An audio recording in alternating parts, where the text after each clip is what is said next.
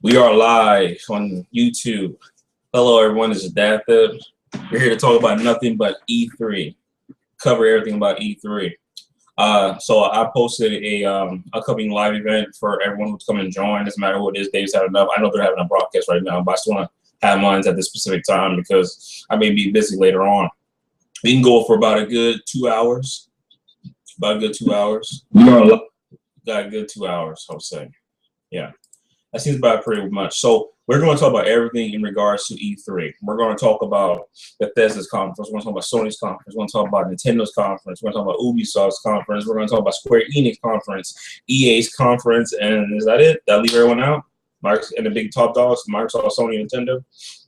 So we're going to talk about everything in regards to E3. This is part 2 of my previous video, which I was doing alone, but this time now I can see the comments. So if you want to join the podcast, just put a message in the chat. And we need to talk about E3. Sorry. So I know a lot of people want to get this out of the way. Everybody probably saw a couple of my videos about how horrible Nintendo's conference was. Oh my goodness. That conference was horrible. That conference was terrible. That was a disgrace to any Nintendo fan who's ever supported Nintendo since the NES. That was flat out a slap in the face. And that was disgusting and repulsive. Okay? It's unbearable. It's across YouTube. Every Nintendo fan in the world, even Nintendo Domination on YouTube, one of the probably the biggest Nintendo fans on the planet, came out and said that that conference was horrible and disgusting. He was disgusting. He was disgusting. This E3 was between Microsoft and Sony's PlayStation 4. This conference pretty much determined which of the top dogs platforms you should be buying. Of course, every consumer has their own subjective point of view and their stance on what systems they want to buy and what games interest them because everybody's different. Me personally speaking, I love JRPGs. Okay, I love MMOs and I love action games in general. You know what I'm saying? I love pretty much every genre, but those are my 3 main focus games. And the Sony's PlayStation 4 has that. They have JRPGs. They're getting Star Ocean 5. They're getting Deception 4, Porter. They're getting One Piece Warriors 3. They're getting Persona. I said Persona 5. I said Persona 5? No, I didn't. They're getting that. They're getting Earth Defense Force 1. They're getting what else? They're getting Godzilla. You know what I'm saying? We're getting that. We're getting just more games. My mind is out of place right now. But there's a lot of games coming. Desert God 5, that's another one. Desert God 5, Final Fantasy 7 Remake. How can I forget about that? We're getting all the RPGs. It's RPG galore. Dark Souls 3. You know, what else? There's one more. I forgot. Kingdom Hearts 3. Come on now. Kingdom Hearts 3, boys. Let's give it a clap of hands for Kingdom Hearts 3. Let's go. Let's go, folks. Kingdom Hearts 3. I call it Game of the Year 2016. I'm biased. This year, man, I'm probably going to say Bloodborne. I've just been loving Bloodborne like no tomorrow. So this year is going to be freaking fantastic for all the great fans out there. So I'm looking forward to it. Okay, so for E3, let's go back to Nintendo. So Nintendo starts up the conference with Star Fox. Look great. But if you play Star Fox 64, I see Star Fox 64, you play Star Fox Assault on the Dolphin emulator with the highest graphics, you can possibly, match it out, and then compare to Star Fox on the Wii U, I'm not going to lie. It looks relatively similar in coding and tessellation and just textures. It's disgusting in that a GameCube game on Dolphin could look better, almost as good as Star Fox on the Wii U. That's just pathetic. And the worst part is, folks, is that Platinum Games is co-developing this game. Nintendo's not doing them themselves entirely. That's disgusting. We start off with that, Star Fox 64. The second point about Star Fox, what's it called again? Star Fox Zero. So Star Fox Zero is coming out this year. I don't know if there was a release date for it, but it's coming out this year. I have to say, I was hyped for Star Fox.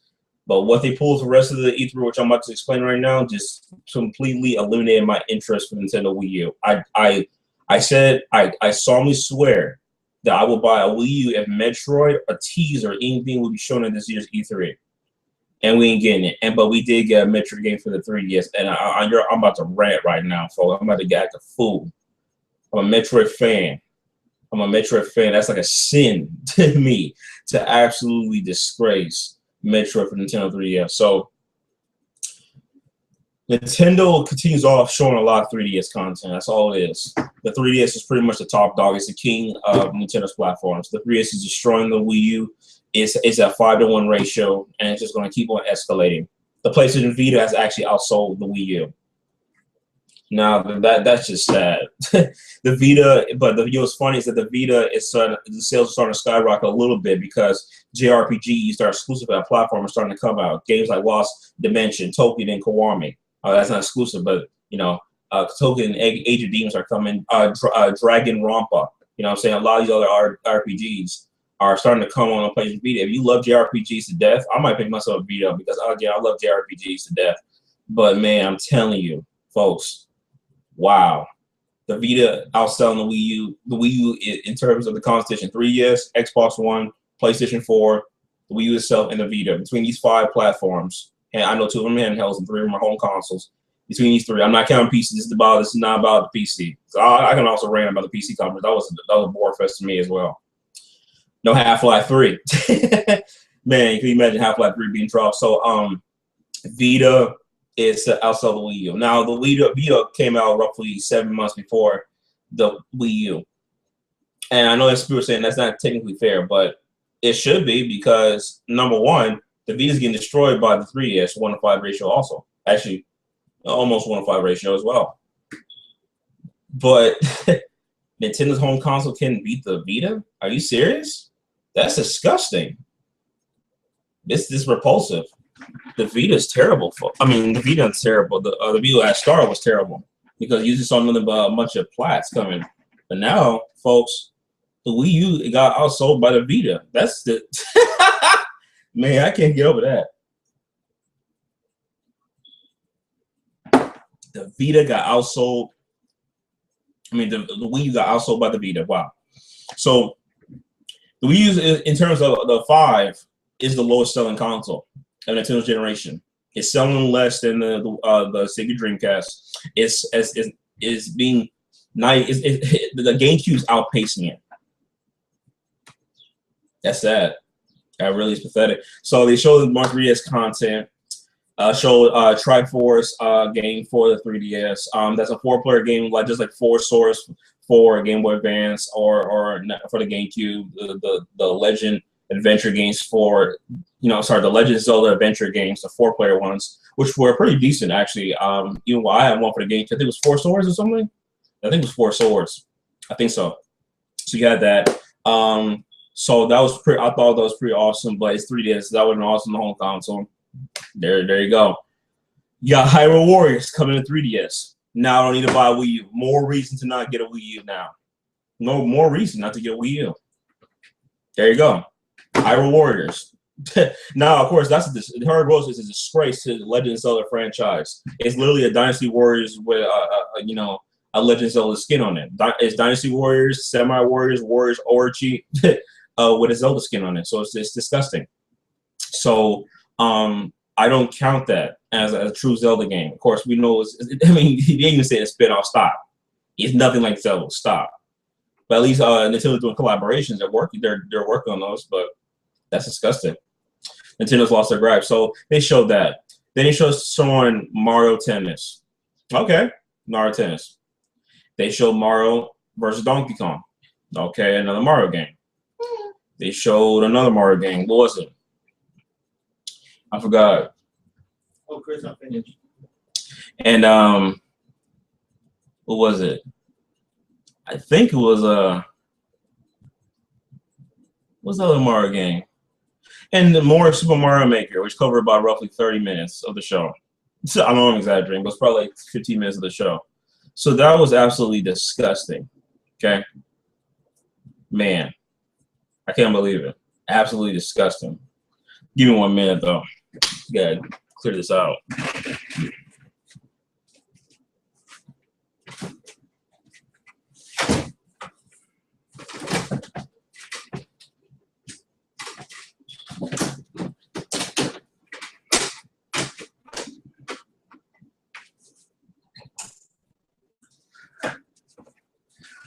Much better. So I can't believe it, man, just how horrible that conference was. So continuing on, though, Nintendo shows Metroid Prime for the 3DS. I was like, oh, shoot. Oh, shoot. Here it comes. Oh, shoot. Oh, shoot.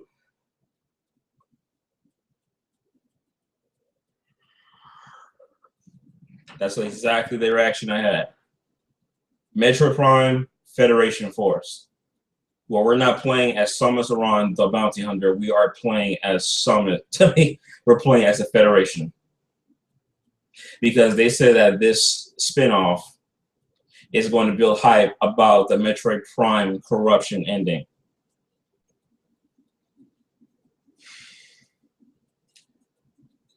This is not Metroid. And what's funny is that if you go to YouTube and you see that dislike bar for that game, look at it. Look at that 56-second trailer of Metroid Prime Federation Force on Nintendo's YouTube channel. Look at that dislike bar. This is the bar right here. This is the length. This is the likes, and this is the dislikes. That's how horrible that game is. There's even a petition to cancel that game.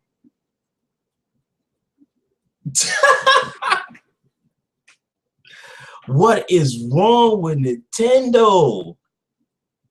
I forgot who's making it. Don't tell me. Are you telling me Nintendo? Are you telling me you're forcing Retro Studios to waste their resources on this game? Who's responsible? Did Retro Studios decide to do this, or did you force Retro Studios to work on a handout? Who is responsible? What leadership is this? What is going on? This is horrible. This is horrible. This is horrible. This is disgusting, man. A slap in the face. That was the highlight. That was the biggest troll ever on Nintendo. This is the worst moments in Nintendo's history. This right here. June 16, 2015, 9 o'clock Pacific Standard Time, 12 o'clock Eastern Standard Time, 2015, worst Nintendo moment in history. And we will never forget this moment. I will never forget this moment. It'll be 30 years from now, if I'm still alive, I will never forget that moment that Nintendo did this garbage. Unbelievable. This was the worst conference ever. They got no sponsorship, no highlights for the third-party exclusives like Fatal Frame, Devil's Third. What else? Shin Megami Tensei Crossfire Emblem. That's not third party. Well, that's a mixture, first party and third party mix. So was that second party? I can't believe none of those games got showcased. And they say, well, we're just gonna share it at the Treehouse event where the little kids are playing. No, that should have been showcased at your E3. Everybody's saying this conference was horrible. You gotta be kidding me. What is wrong with you, Nintendo? Drone Crusher, a Nintendo drone. Nintendo domination, Nintendo fan. Disappointed in every shape or form. Black Bomb. He's gonna make about 10 videos about this after E3, maybe just one, and destroy Nintendo on every level. Okay, I think he's gonna destroy everybody because everything's mediocre. Yeah. So it's absolutely disgusting. But I just can't fathom how horrible this conference was. God, this conference was horrible. I just want to get this out of the way because I got to get rid of the bad first. The bad needs to be getting away. Nintendo, you encouraged me to pretty much cancel my Wii U purchase. I will say this probably. I'm going to get a Wii U 5 years from now, and I'm going to jailbreak it. Because we know Wii U ISOs are going to be played on that thing. You think Nintendo's invincible? What year was the Nintendo Wii officially broken into? 2009. So that's 4 years after launch. That is making progress. People are already able to bring out ISOs. The emulator on the Wii U is able to be broken. People are able to play Wii games on the Wii U without actually playing the game. So You know, this tells me something. Nintendo, I'm not buying your games new. I'm not supporting it. Sorry, I'm not supporting your 3DS either. As much as the 3DS is selling like hotcakes and pretty much is the king of the handheld market, I can't support you in any shape or form because you don't listen. And because you don't listen, you don't get my money. I don't care what it is. I don't care if you drop a 2D Metro. I'm not buying it new. I actually will buy it used if you drop a 2D Metro or a 3D Metro in the future. I will not buy it new. I will buy it used, or I'll wait several years from now and jailbreak the console and get all the free ISOs and not pay a dime because you're an idiot. You're idiotic as a company. So that tells me something. Okay, why support you? Only a fool will support you. Anyone who says that Nintendo's conference destroys Sony and Microsoft needs to be blocked from YouTube overall because that's flat denial. Nintendo conference was horrible. So that's, folks, is pretty much the summary of Nintendo's conference. You can go to GameSpot.com and look at the rest of the news of the E3's conference. And just more information has been revealed. I know I'm missing a few things, but overall, that's exactly what it was. Again, that Triforce game, I can't remember what it was called. Triforce something. Triforce, I think it was Triforce Force. I mean, I know it's redundant. Triforce Forces. I don't know what it is called. Something. It's for 3DS. And then they also showed Fire Emblem If, which would be renamed to Fire Emblem. What's it called again? They renamed the title. I forgot what it was. But Fire Emblem, that new Fire Emblem game, is also disgusting to the hardcore fans like myself, who's been playing Fire Emblem since the Game Boy Advance. Fire Emblem for the Game Boy Advance, bought Fire Emblem Path of Radiance, bought Fire Emblem Radiant Dawn for Nintendo Wii, bought Fire Emblem, what's it called again? Awakening for the 3DS by Nintendo. Let me show you where your success is. Okay, I just grabbed just randomly 5 games on my shelf. I didn't even look at it. So let's see what we got here. So we got Smash Brothers. No reason to get a Wii for that. Pokemon X. Tetris Access, a third-party game. Tetris sells well always on Nintendo's platform. So very well.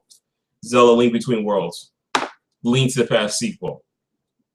This could have been a Wii U game, to be honest with you. Can you imagine that? Link to the Past 2. You selling all your favorite games on the console, and Pokemon Mega Ruby, the reboot. You know, speaking of which, where's Pokemon Stadium 3? I just wish I can just go in Nintendo Future right now and just, oh man, just make things magically appear. I would just throw every IP I can get up. I would say, we're going to make an Earthbound 4 or a Mother 3. I'm sorry. Whatever you want to call it, Earthbound 3, Mother 3. We're going to make Full-Fledged. We're going to make a new Star Fox. We're going to make a new... I mean, why is it so hard as a company to appeal to your fans? Why is that so hard? I'm scratching my head. Why is it so hard as a company to give your fans what they want? Because we know business talks. We know that. We know from a business standpoint, you need to make profit. But if you make games that the fans want, why would you not do it?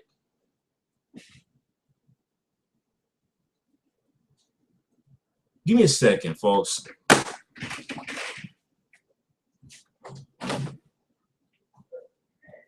Yeah. Monty, don't come in, she's done. Huh? Okay, then you go clean that picture. Yeah, I told him earlier, he got upset. He was playing basketball, stalling time.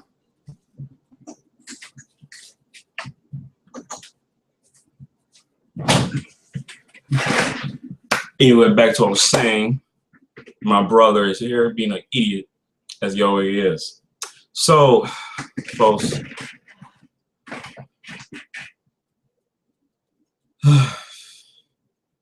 Nintendo's conference was horrible. I mean, I just can't fathom why it's so hard for a company to appeal to its fans. I don't understand. Like, I don't. Why can't Nintendo say we're gonna make a Pokemon Stadium 3? Why is it so hard for? Does companies just get lazy? Because I would want to keep making games. I'm so passionate as a developer. I would be so passionate about what I do. If I was in Nintendo's position, I would be so passionate about what I would do. I would love to please my fans. I love to bring another Fire Emblem. I love to bring another Earthbound. I love to bring another Zelda 3D and a 2D. I love to bring another Metroid 2D or 3D, and or two actually make it and 2 in 3D. I love to bring another Pokemon Stadium 3, a 3D Pokemon game, a Wave Race, a Sin and Punishment, a Pilot Wings, a new Pikmin. I mean, I will be passionate in what I do. I want to say, oh, Nintendo fans don't care about it, man. But like, no, I love to make games. Look at Hideki Kagami. They're the spotlight of this whole E3 press conference, folks. They're doing the IP. They're doing exclusive IP for Microsoft, Scalebound. Exclusive IP for PlayStation 4, Nier 2. Exclusive IP for Wii U, Star Fox Zero.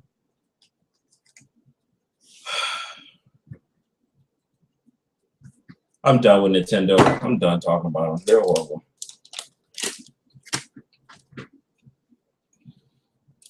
So, Nintendo, you get a D for a dumbass. A D. A D. That's what you get. So, that's your grade. Okay, so we're going to move on to Microsoft.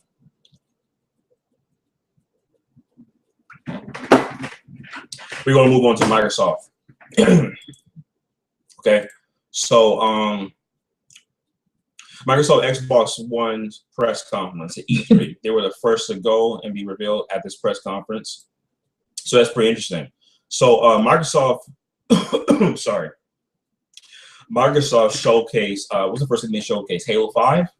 Oh no, was it Halo 5 Guardians? Let's talk about Microsoft's conference as a whole. Okay, whether I get in order or not. So Microsoft showcased Halo 5 Guardians. Okay, we know Halo 5 Guardians is coming out in October, I think the 27th of this year. So that's gonna be a big, huge exclusive. We know Halo sells well, but overall, you know, that's not to be expected. Halo, Halo, Halo. That's the mascot for Microsoft. If you don't have Halo, you have nothing. Okay, so Microsoft showcased Halo 5 for the Xbox One at this year's E3.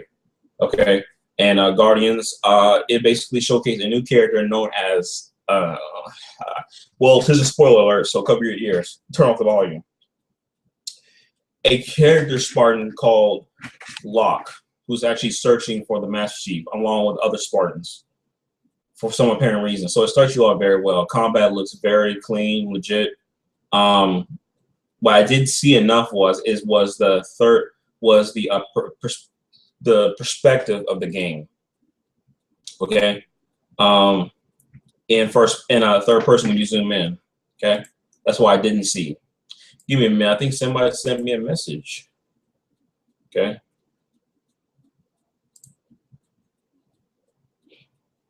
Okay. So anyway, so Microsoft showcased the Xbox One.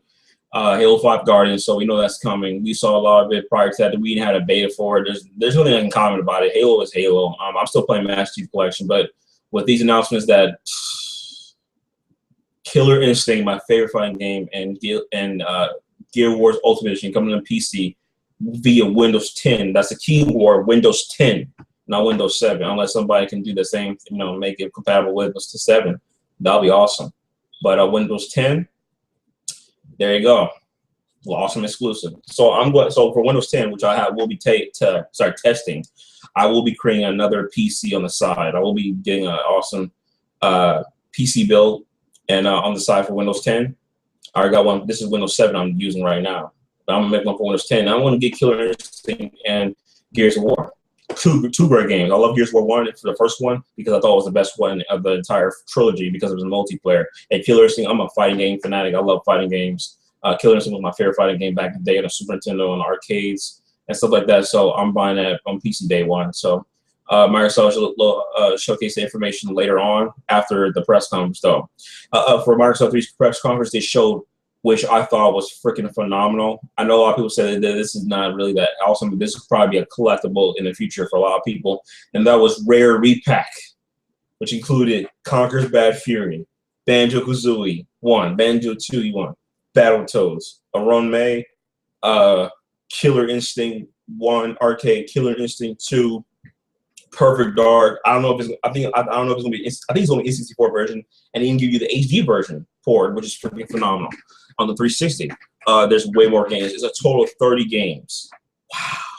Now, you're not going to see some even classic games like Donkey Kong Country Returns because Nintendo licensed those games. You're not going to be seeing GoldenEye 007 as well, sadly. But surprisingly, GoldenEye 007, I wonder why that was not on there. I really don't. But those games are going to be showcased in a rare repack, and I'm looking forward to it. I guess I may give myself some livelihood for my Xbox One. Otherwise, I'm probably going to throw it in the trash, folks. Sell my Xbox One because all the games are coming on the PC. I actually can emulate all those games, by the way, on the PC, but getting a physical copy in one place is just much better for me to just download all these ROMs and just play it on the, a Project 64 emulator because they're all N64 games. Oh, and also NES or ZNES emulator. You get my point.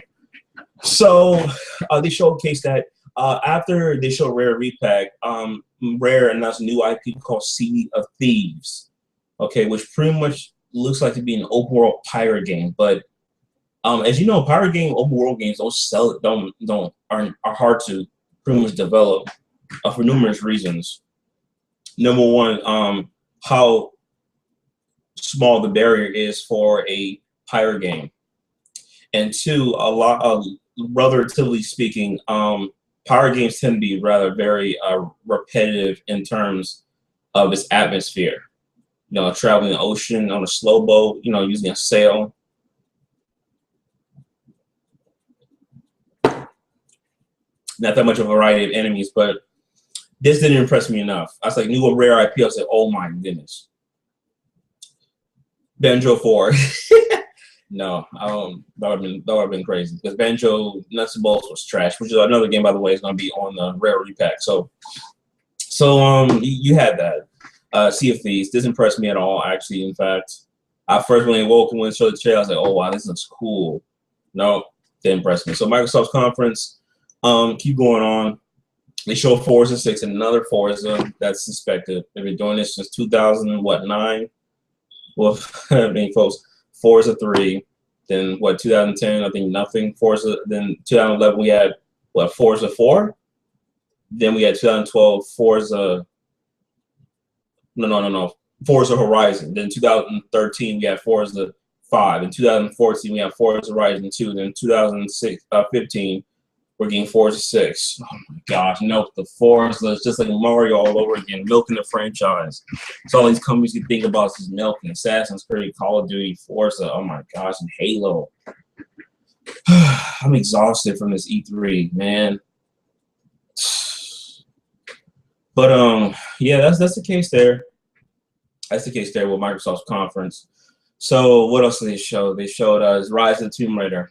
Not interested. Tomb Raider to me has pretty much gone downhill. It's become too much of a quick time event based game with too much whining and bitching on Lara Croft's crowd.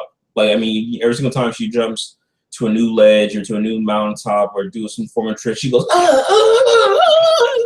screeching, and it's just annoying. Like, it just, oh, shut up, man. She did it so many times. I mean, and you know, have you noticed that in Tomb Raider, the reboot 2013, that there were so many moments where, like, there were so many moments that it became this way too cinematic, as in things start falling apart. Every single time she climbed a ledge, things will fall apart. Every single time she would get on top, things will fall apart. I mean, it's like, it was getting annoying. I mean, we saw that with, you know, intro where she's under an underground tunnel. It starts to shut down. The rocks falling down. She jumps on top of a destructive plane, running real quick before that falls down on a mountaintop, trying to fall down. I mean, my goodness, man, it's becoming redundant. Tomb Raider, Rise of Tomb Raider, is a time exclusive. It's coming to it's coming to PS4 or PC. If it's an Xbox One, Xbox brand exclusive, it's coming to PC. There you go. What else is coming, folks? We're getting what else are we getting? We're getting say Gears of War and Killers and coming to PC. A game called Recore. No gameplay at all. Made by the developers, which surprised me, made Metroid Prime, and co-developed by Keiji Inafune. I mean, I thought, man, these Japanese developers got their hands tied. Keiji Inafune is about to release Mighty Number 9 on September 15th of this year, which I'm buying day one, flat out. I cannot wait to get that game. I'm getting it from my PlayStation 4. I was going to get it on PC, but I'm getting replacement for me because that Signature Edition looks freaking amazing. I'm getting it from PS4, and there's even cross-buy with PS3 and Vita. That is freaking awesome. Support that, man. Anyway, so Keiji Inafune got his hands tied. So another game by Keiji Inafune. He just, man, these Japanese developers, like I said, they did drop. So yeah, so they're bringing ReCore. Basically, you're playing as so you're playing two people. You're playing as a female, which I forgot who her name is, and you're playing as a robot who has pretty much a spear, a blue illuminated spear inside its torso that keeps it alive. Without this spear, it's not alive. But it basically is the soul of the creature. But once you but that soul is magnetic and metallic, so you can take that soul and transport it to another object, which they show. Like after the dog exploded and destroyed all these roboids, this woman, she transfers a spear back to another mechanical object and it becomes alive again because the soul is more important. Okay, the soul cannot die. So that's what it is. It looks pretty interesting, and it basically is going to be a game about the companionship between the girl and the soul thing. I don't know what that is. So looks pretty interesting, but you guys see the gameplay. I'm sorry, but at least you announced it. So another IP. Will that be exclusive for the Xbox One, or will that be a multiplayer? No, Xbox, everything is multiplayer now. So moving on, what else did they show? They showed man, what else? The Atheist Conference. Damn, they showed. That's it, folks. I think there's maybe I'm missing some more stuff. I want to go to GameSpot.com. Actually, don't. Look, you know what? Let me go to IGN because IGN is more organized. IGN.com. I want to keep you guys close to your own research, man. Oh yeah, we know what the crazy thing is. Oh, that's right. The Xbox One is backwards compatible. That is good. That is a thumbs up from Microsoft. That is absolutely fantastic. I cannot get more excited than that. That is absolutely amazing. Okay. But the thing about it though, there's a catch. There's always a catch to everything. Excuse me. There's always a catch to everything, and that is the Xbox One is backwards compatible. Will it be backwards compatible with everything? Because there's only 25 games compatible, or 22 games compatible with the Xbox One. And what's funny is that a couple of these games that are backwards compatible with the Xbox One, guess what? They are featured in the Rare Pack. Perfect Dark HD is one of them. Cameo is one of them. That's in the Rare Repack. I'm like, what in the world? That doesn't make any sense. Why feature the Rare Repack and then make it backwards compatible? It doesn't make any sense, folks. So I'm just absolutely disgusted with that backwards compatibility list. They need to update it like no tomorrow. I want to see it be backwards compatible with games like Lost Odyssey and Tales of Vesperia and Blue Dragon. You know what I'm saying? And two for the Xbox One that are exclusive to this day. Okay, I want to see that backwards compatibility. Okay, so yeah, I just want to see it. So it looks freaking fantastic. I cannot wait. Hopefully I'll update it in the future. I want to see how many games are going to be backwards compatible by the end of this year, because there's a lot of 360 games that I still want to get done with. Lost Odyssey, love that game to death. Fantastic RPG by Miss Walker. But I want to see more of that with the Xbox One. I want to see it be backwards compatible all games, 100%. If it can be backwards compatible with all games 100%, then I'm loving it. But it said that this backwards compatibility couldn't have been a launch title. I mean, a launch thing for the Xbox One when it came out in 2013. If this was a 2013 launch thing, this would have made the Xbox One so replayable. And Sony, I think Microsoft could have done that. But because of the DRM, they had to pretty much make a patch for the Xbox One so it can play the backwards compatibility. So they got to patch it in. They got to patch it in. So it's just disgusting, folks. At least we're getting that. But fully backwards compatibility, I hope that will be featured on a whole another scale. So we'll just have to say and see. So that pretty much sums up Xbox One conference. I think there's one more thing. They showed a lot of indie games that do look freaking amazing. Like, you know, Cuphead, that game was freaking amazing. A throwback to the 1930s game. But again, all these games are coming to the PC. So I'm like, what's the point? You know what I'm saying? There's no point of all these games coming, you know, if you're going to just make it available on the PC. Let me see here. So yeah, that's it. And they showcased the backers compatibility with games like Borderlands and Mass Effect. So that's good. Okay, Mass Effect's one of my favorite franchises. I told you guys before I went crazy over Mass Effect. So yeah, so we'll just have to wait and see. We'll just have to wait and see. So it looks freaking phenomenal and fantastic. Yeah, so that's the case right there. Anyway, folks, I'll be right back. I'm gonna give me a cup of water because this thing's gonna go on for a little while. Okay, be right back.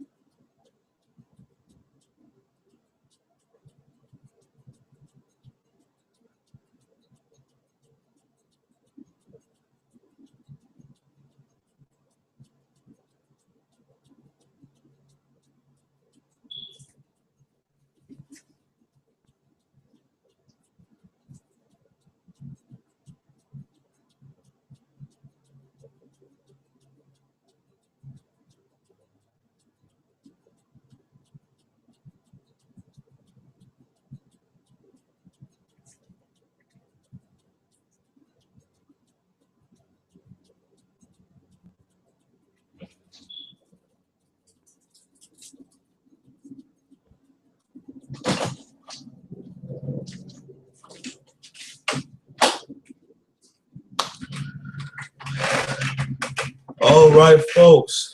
Man, Sorry about that. Go to the restroom and get some water. So back again. So yeah, that was pretty much covering Nintendo and Microsoft's conference. So just had to get some water and go to the restroom real quick. So we're going to get that out of the way. So that's pretty much it for Microsoft's conference. And just overall, backwards compatibility. Also got HoloLens, but that's more technological aspect. One with Project Morpheus for the PlayStation 4. You also got who else? You got Recore. You got Forza 6. You got Halo 5 Guardians. You got Sea of Thieves, a new IP by Rare. You got what else? The Rare Repack, Killer Instinct, and Gears of War Ultimate Edition are coming to PC, and also Gears of War 4. So that's the case right there. So yeah, that's what you got there. Overall, Microsoft conference was a mad to me. And the reason why I say mad is because a lot of that garbage is coming. Well, I don't say garbage. I'm sorry. I'm being harsh on the Microsoft. A lot of it is coming to PC. So it kind of makes it pretty much null and void. You know what I'm saying? I mean, the only games, if you say true exclusive, is Gears of War 4, and that's even rumor too. If Gears of War 4 comes to PC, folks, I'm selling my Xbox One. I'm not joking. I will not waste my time with Xbox One if Gears of War 4 comes out as part of Microsoft for the Windows 10. So these two games, Killer Instinct and what is it? Gears of War Ultimate Edition are coming to PC. Master Chief Collection is not going to warrant my purchase. There goes my purchase of Killer Instinct, just pretty much thrown out the window. So now I just need to waste my time, which is Master Chief Collection. That, even though that's 4 games in one, I love Halo. It's not going to, Halo 5 is not going to hold out for me. If Gears of War 4, for some apparent reason, is on the PC, oh my goodness. Now, I know it says exclusive for Xbox One. A lot of it said to say it's Xbox One exclusive, like Rare Repack, but Rare games can be emulated on PC. I don't know. We still have to get to hear some confirmation about Killer Instinct Season 2, like a combo breaker pack. Maybe we'll get some information later this year. That information came a little later, so that right there is just the case. So whoever's in the by the way, in the who's watching the video, thank you for watching. Rare repack, so that's the case right there. So that pretty much sums it up for Microsoft and what is it? Nintendo. I went along enough with Nintendo, and I'm done also talking about Microsoft. So we got those out of the way, and now it's time to start talking about some good things.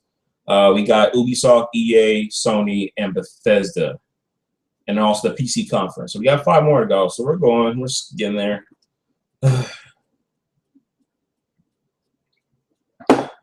So I think we should talk about Ubisoft's conference next. Ubisoft's conference was pretty good. People said that Ubisoft's conference was terrible. Like, what? No, it was good. It really was good. Ubisoft's conference was pretty shocking, and very entertaining too. Very entertaining. I'm not joking, folks. So I think we should talk. Yeah, so this is very interesting overall.